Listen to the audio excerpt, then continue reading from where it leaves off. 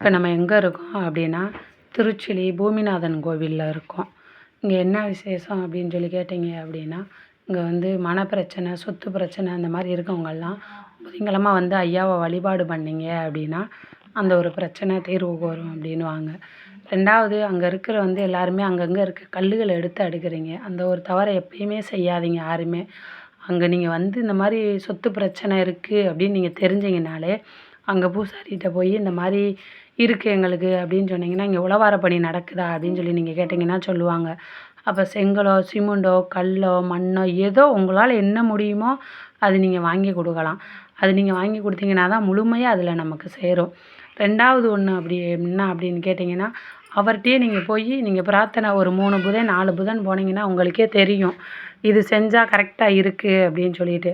அந்த மாதிரி விஷயமும் நீங்கள் ஐயாட்ட கேட்டு நீங்கள் தெரிஞ்சு சொல்லி அதை நீங்கள் பயன்படுத்திக்கிடலாம்.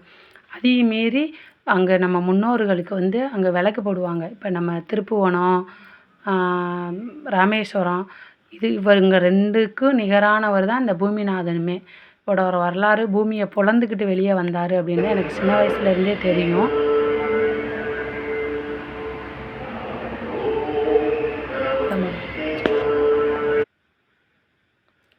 அது போக முன்னோர்களுக்கு திதி மோட்ச வழக்கு இதுவும் இங்கே பண்ணுவாங்க. நீங்கள் வந்து அங்கே ஐயர்கிட்ட வந்து இந்த மாதிரி நாங்கள் திதி கொடுக்கணும் அப்படின்னு சொன்னீங்கன்னா, அங்கே ஆற்றுக்குள்ளே கூட்டிகிட்டு போய் ஐயர் திதி கொடுப்பாரு.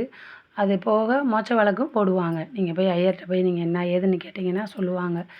நீங்கள் நம்ம போய் ராமேஸ்வரத்துலேயும் திருப்புவனத்துலேயும் போய் நின்றா என்ன ஒரு பலன் கிடைக்குமோ அந்த ஒரு முழு பலன் இங்கே நீங்கள் வந்து பயன்பெறலாம். இந்த மன பிரச்சனைக்கெல்லாம் வந்து நீங்கள் வந்து புதன்கிழமை போனீங்கன்னா கண்டிப்பாக தீரும். அப்படி முடியலை எங்களால் அப்படின்னீங்கன்னா, பிரதோஷ காலங்களில் ஒவ்வொரு கிழமை வரும்.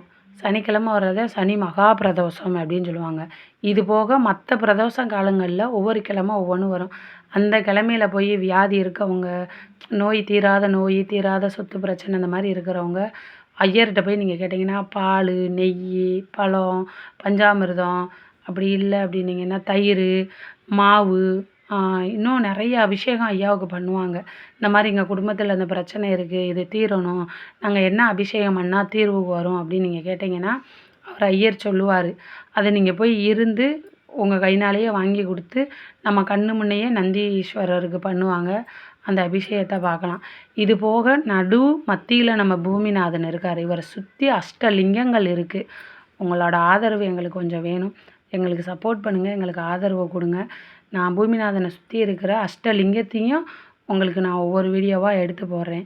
சிவ வழிபாட்டில் இருக்கவங்கள சிவனடியார்கள் நிறைய பேர் தெரிஞ்சவங்க இருப்பீங்க, தெரியாதவங்களும் இருப்பீங்க. தெரியாதவங்க தெரிஞ்சுக்கங்க. தெரிஞ்சவங்களுக்கு உங்களுக்கு தெரியும் எங்கே இருக்குதுன்னு. எல்லா ஊர்லேயும் இருக்க கோயில் எடுத்து அப்டேட் பண்ணுறதுக்கு எனக்கு கொஞ்சம் ஆதரவு கொடுங்க. நன்றி, வணக்கம்.